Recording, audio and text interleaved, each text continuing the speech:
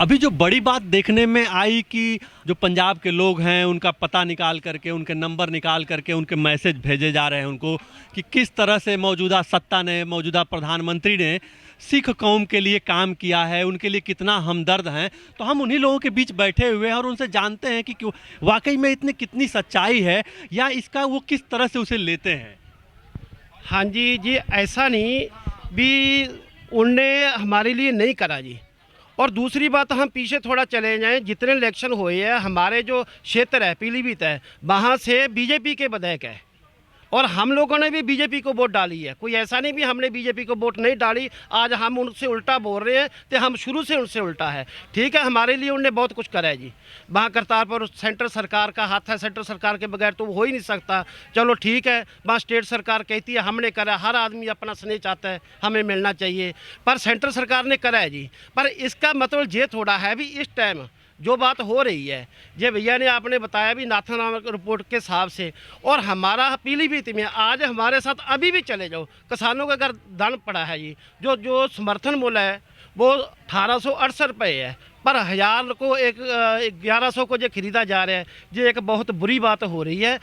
क्योंकि हमें जो डीजल मिलता है, कोई पेट्रोल पंप वाला ये तो नहीं कहता भी आप हम कहीं भी 1 रुपया कम दे दो, ले लो हमारे से, और हमारे से कम ले लेता है। जब खाद हमें कम रेट से मिलती है, हमारी फसल है उनके हिसाब से हम उनको देते हैं। मौचर बोलते हैं, अब की तो हमारा मौचर सब 15% ही है जी, और 17% पे वो खरीद करते हैं, और हमारी जो फसल का रेट है वो हमें पूरा क्यों नहीं मिल रहा। हमें तो इस बात का दुख है, इसलिए जो किसान आए हुए हैं जी। हाँ, किसान मोदी के कोई खिलाफ नहीं, जब मोदी, हम तो इस तरीके से आए हुए हैं जैसे बच्चा बाप से प्रार्थना करने आया है। हम जहाँ इनके सामने प्रार्थना करने के लिए आए हुए हैं भी हमें अपना हक चाहिए, हमें भीख नहीं चाहिए।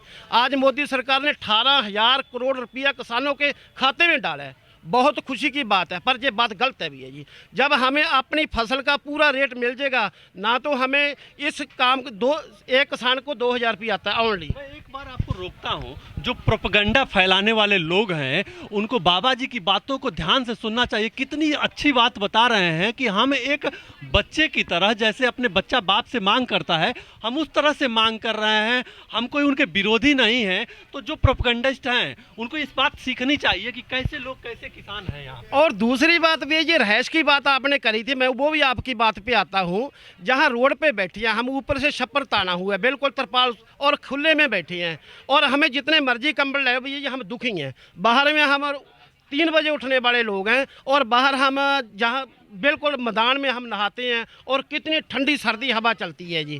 ये हमें जहाँ हम दुख में बैठे हुए हैं, सुख में नहीं। पर एक बात का हमें बहुत दुख होता है भैया जी, हम आपसे मदद से बताना चाहते हैं, ये हमारी बिल्कुल हकीकत बात है, सत्य बात है। क्योंकि जो राजनीतिक लोग होते हैं वो झूठ बोलते हैं। ठीक है, राजनीतिक लोग कहते हैं भी इस उनका हाथ, ये किसी का हाथ नहीं, और ये हाथ वाली बात ये कर रहे हैं, और ये खुद करवा रही हैं। क्योंकि इतना टाइम जो दिया है, हम हाथ जोड़ के बैठे हैं, और राजनीतिक आदमी है भैया जी, बहती गंगा में अपनी डुबकी लगाएगा ही लगाएगा, कोई ऐसी बात नहीं भी नहीं लगाएगा। पर हमें एक बात का बहुत दुख होता है, जब टीवी पे बैठ के डिबेट करते हैं अच्छे अच्छे नेता, एमएलए, मंत्री और सेंट्रल सरकार के मंत्री जो करते हैं, हमें उस बात का दुख होता है। वो कहते हैं किसानों के लिए ये कर दिया, समर्थन मूल्य हम 1868 रुपये दे रहे हैं, गेहूं का 1900 दे रहे हैं, और मक्का का हम 1840 रुपये दे रहे हैं। भैया जी सत्य बात है, सत्य बात है, और सत्य बात है। और हमारे साथ चलो आप, हमारी रेट का बिल्कुल भी फसल, हमारी जो गेहूँ है वो 1600-1500 बिकती है, और 1000 लोगों ने, गरीब आदमियों तक भैया जी जिसके पास पैसा नहीं था, आगे गेहूँ बोना था, 900 रुपये क्विंटल भी दान बेचा है। और आप आज भी हमारे साथ चले जाओ, आज धान का सीजन चल रहा है, इस टाइम भी 900 रुपया बिक रहा है। पर जे लोग चैनलों के ऊपर बैठ के इतने इतने बड़े झूठ बोल रहे हैं, इस बात का हमें बहुत दुख होता है। ये इनके लिए अच्छी बात नहीं, बुरी बात है भैया जी। हम दुखी होकर अपने घरों से निकले हैं।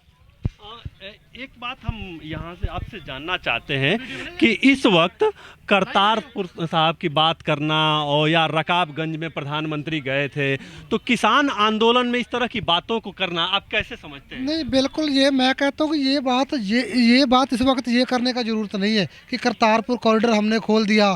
रकाबगंज अगर गुरुद्वारे में प्रधानमंत्री जी गए हैं, उनकी श्रद्धा है, उनकी श्रद्धा है, भगवान उनको लंबी उम्र दे, लंबी आयु दे, हम भी कामना करते हैं उनकी। करतारपुर कॉरिडोर खोला, बहुत अच्छी बात है, हम स्वागत करते हैं। लेकिन हम यहाँ किस लिए बैठे, बात वो होनी चाहिए। बिंदु यहाँ पे क्या है, हमें क्या चाहिए, हमारी जो आज मांग है, काले तीनों कानून आप रद्द करो। उसके बाद में जो हमारा वहाँ पे शोषण हो रहा है उस पर गारंटेड आप हमें एमएसपी दो। गारंटेड एमएसपी जब आप दोगे, हमारी वहाँ पर जो हो रही है छीना झपटी हो रही है, हमें लूटा जा रहा है, हमें ठगा जा रहा है, वो ऐसा हम उससे बच सके। अच्छा, ये सरकारें बात तो बहुत लंबी करती हैं, मैं कहता हूँ उसके बाद किसान के कर्ज की क्यों नहीं बात करते कि किसान पे कितना कर्ज है। ये क्यों नहीं बताते कि आज तक कितना किसान फांसी लेके मर गया, किन कारणों से मरा। सरकार को सभी बिंदुओं सोचना विचारना चाहिए ना कि वास्तव में इतने लाख आज देश में किसान मर चुका है, किसान पे कितने हज़ार करोड़ कर्ज है बढ़ चुका है, उनके जितने भी खाते हो एनपी हो चुके हैं, तो किसान दुखी है, तभी तो आया है ना किसान। तो बातें सभी होनी चाहिए, खाली कॉरिडोर खोलना एक अलग विषय है। कॉरिडोर से इस चीज़ का कोई मतलब नहीं है। स्वागत है उसका, चलिए आपने खोला है, हम स्वागत करते हैं, अच्छी बात है बिल्कुल। लेकिन आज हम किन बिंदुओं पे बैठे हैं, हमारी इस बात पे प्रधानमंत्री जी हमारे किसान संगठनों में जो हम लोग मेंबर चुने हुए हैं, 3 से 4 से 5 बैठकें कर चुके विज्ञान भवन में बुला करके, उनके मंत्री तोमर जी भी, अमित शाह जी भी, राजनाथ सिंह जी भी। मैं कहता हूँ कि हमारी तो एक ही मांग है, उसको उस मांग को हमारा मान लिया जाए। तीनों काले कानून रद्द करके हमें स्वामीनाथन रिपोर्ट C2 फार्मूले के साथ दे दिया, हम आज घर चले जाएंगे। वो गारंटेड कानून बना दिया जाए। हमारी देखिए मंडी हमारा प्लेटफार्म है, मंडी हम ख़त्म नहीं होने देंगे। मंडी अगर ख़त्म होगी, कल को जो कॉरपोरेट घराना आएगा, क्या गारंटी वो नहीं बिचौलिया होगा, वो भी तो बिचौलिया है ना। उसके बाद में क्या अंडानी अंबानी का टाटा बिरला या जो भी आएगा कल मार्केट में ख़रीद करने के लिए, या आपकी वो पेप्सी वाली कंपनी पेप्सिको आएगी, तो वो क्या उनके मालिक खुद थोड़ी ना मंडियों में आके बैठेंगे, उनके भी तो आगे एजेंटी बैठेंगे ना। तो वो क्या होंगे, वो तो आड़ती से भी ज़्यादा लुटेरे होंगे, वो तो वहाँ से फसल खरीदेंगे निकल जाएंगे। हमारा आड़ती कम से कम मंडी में तो बैठा रहता है साल भर, हम उससे जब मर्जी जाके मिल लेते हैं। हमें अगर 2 पैसे की ज़रूरत है, 10, 20, 50 हज़ार के, हम उसको ले तो लेते हैं, बाद में हम किससे लेंगे। वो तो हमारा ATM भी तोड़ रहे हैं, ख़त्म कर रहे हैं ATM भी। तो इसलिए मेरी सरकार से गुजारिश है, उन मंडियों को वैसे बहाल किया जाए, व्यवस्था सुधारी जाए, पूरी तरीके से मंडीकरण लागू किया जाए। ये बात करते कि आड़तिया वो बिचौलिया उसको ख़त्म करना चाहते। पंजाब में तो आड़तिया, पंजाब में भी तो बिचौलिया है, वहाँ के समर्थन मूल्य पे फसल बिकती है। हरियाणा में भी तो वही आड़तिया है, वो तो नहीं लूटता, वो समर्थन मूल्य पे फसल खरीदता है। तो कहीं ना कहीं सिस्टम में कमी है ना, बिचौलिए में तो कोई कमी नहीं है ना। यानी आप देख सकते हैं कि जो लोग किसान को नासमझ कह रहे हैं, नासमझ समझ रहे हैं, वो एकदम स्पष्ट तौर पे समझ रहा है कि इस समय करतारपुर साहब की बात करना इमोशनल कार्ड खेलना है। और एकदम किसान साफ साफ कह रहा है कि वो बात अलग है, उसका हम स्वागत करते हैं। करतारपुर कॉरिडोर खोला गया, उसका हम स्वागत करते हैं। लेकिन अभी जो आंदोलन है वो अपने हक के लिए आंदोलन है, और किसान अपना हक लेकर के ही जाएगा।